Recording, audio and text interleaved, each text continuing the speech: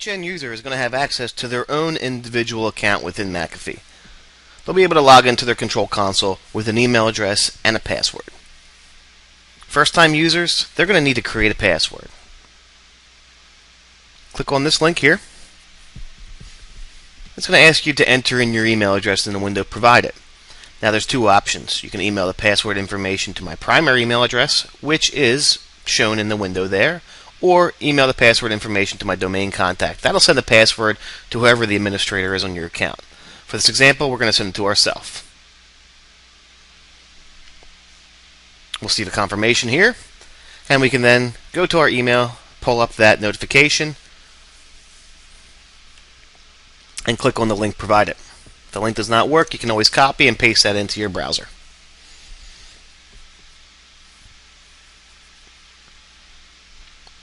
Takes us back to a very familiar screen, but here our username is already entered, and we now need to create a password, and we need to confirm that password.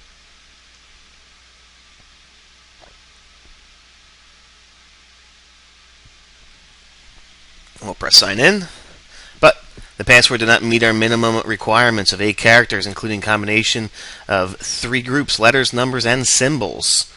It's very strict.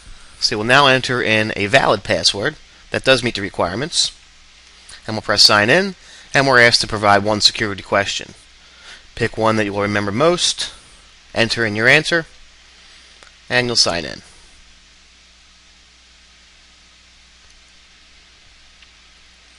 We're now immediately routed to our actual quarantine report.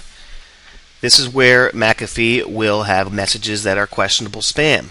These are messages that are not blatant spam, but these are messages that they would want you to actually release if it is something good or clean. Chances are the messages in here, they are blatant spam, so you can actually ignore them if you would like. You can go back in time as far as 14 days to see what your quarantine summaries look like the previous days. First tab we're going to look at is preferences. This is where you can change your password, you can change your security question, your time zone, the language. You can show how many entries you would want on the home screen there with your quarantine report. And you could also change how frequent you would like to see this quarantine report actually emailed to your primary inbox. I personally like mine sent to me once per day.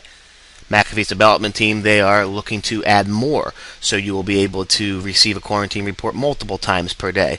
It would be nice to have one in the morning and then again in the afternoon towards the end of your workday. You could also choose if you want to see this in plain text or in HTML. After you have all your changes established here and you're ready to roll, all you have to do is press apply. And you'll see your confirmation at the bottom of the screen. Next, we're going to look at aliases. Within aliases, this is where you can add an alias email address. Now, this must be a valid email address. I'm going to put in a fake one just so you can see what happens. We'll press new, and we're going to receive an error. Check with your email administrator and make sure that you have a proper alias, so then that way you can add this to your quarantine.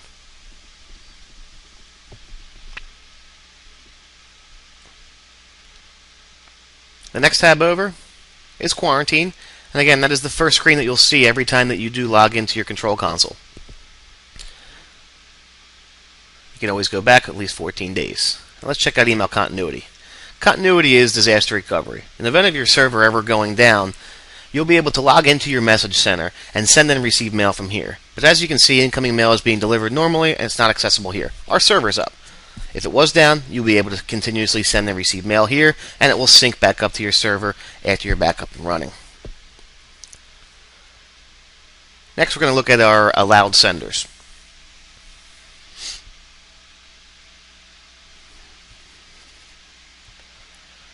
Here's where you can actually enter in individual email addresses, or if you have an allowed senders list, you'll be able to load that in here.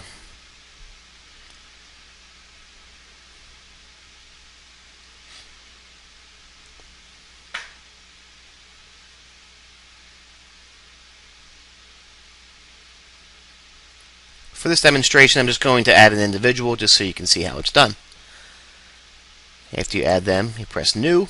You'll see them appear in the list above. And then you're ready to roll to your block senders. But wait.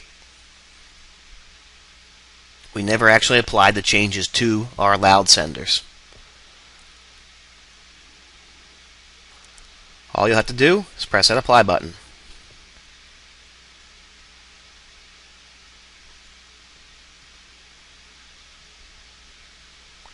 And then you can go to your block senders, and just like the allowed senders, you can add them individually. You can add a block senders list.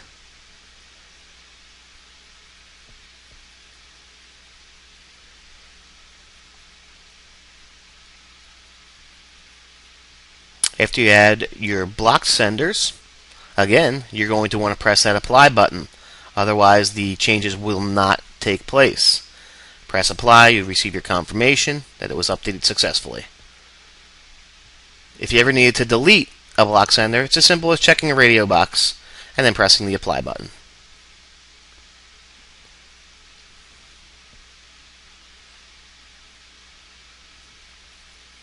For additional help, you can always press the help button and you can pull up whatever the latest content changes may be, if there's been any updates, any new releases, or contact your primary administrator and they'll be able to get in touch with our support team and they'll be able to walk them through whatever changes or whatever assistance they may need.